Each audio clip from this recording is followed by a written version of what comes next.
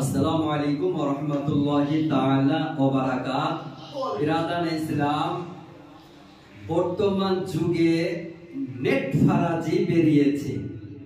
Net Faraji আপনাদের গ্রামে গঞ্জে নিত্য নতুন নামাজি দেখতে পাওয়া যায়। এক দেড় হাত পা ফাঁক করে দাঁড়ায়, এক দেড় হাত পা দ্রুত করে রাখে।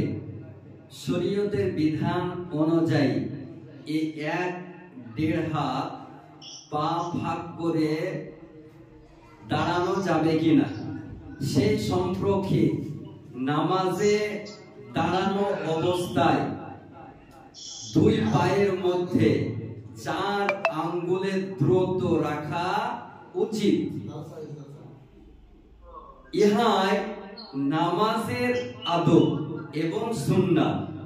নামাজে দাঁড়ানো অবস্থায় দুই পায়ের মধ্যে 4 আঙ্গুলের দ্রুত রাখা উচিত। এটাই নামাজের আদব এবং নবী পাক সাল্লাল্লাহু তাআলা আলাইহি ওয়াসাল্লামের সুন্নাত। আমাদের ইমামুল আইম্মা, কাশিফুল উম্মাহ, সিরাজুল উম্মাহ নু'মান বিন সাবিত অর্থাৎ ইমাম আজম আবু হানিফা রাদিয়াল্লাহু তাআলা আনহু হতে ইহাই বর্ণিত হয়েছে, শাফি মাযহাবের নির্ভরযোগ্য কিতাব সমূহে 4 আঙ্গুলের দ্রুত রাখার কথায় বলা হয়েছে।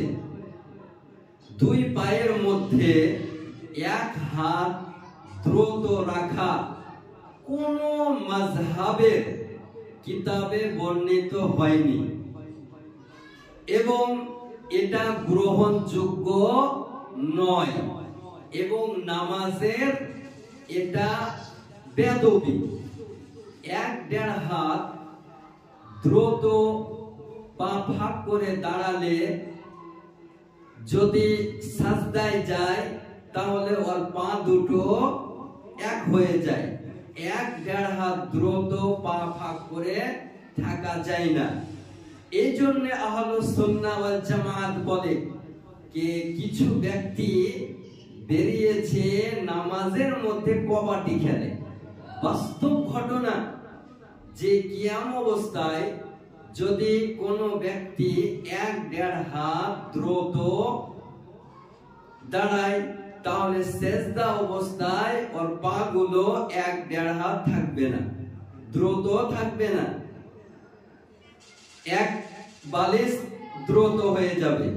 তাহলে কিয়াম অবস্থায় এক পদ্ধতি আর সাজদা অবস্থায় আরেক পদ্ধতি।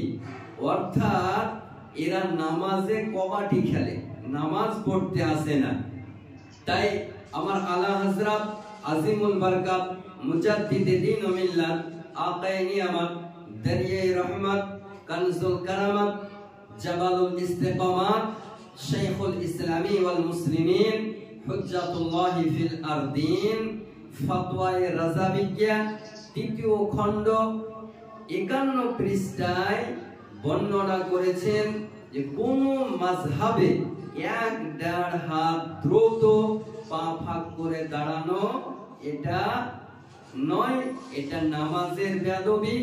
আর নামাজের মধ্যে আদব হলো এটাই যে দুই পায়ের মধ্যে 4 আঙ্গুল দ্রুত রাখা উচিত। এটাই নামাজের আদব এবং সুন্নাত। এইরকম কবাডি খেলোয়াড়দের কাছ থেকে দূরে থাকেন এবং এদের নিকট থেকে আপনার ঈমানকে সুরক্ষিত রাখুন।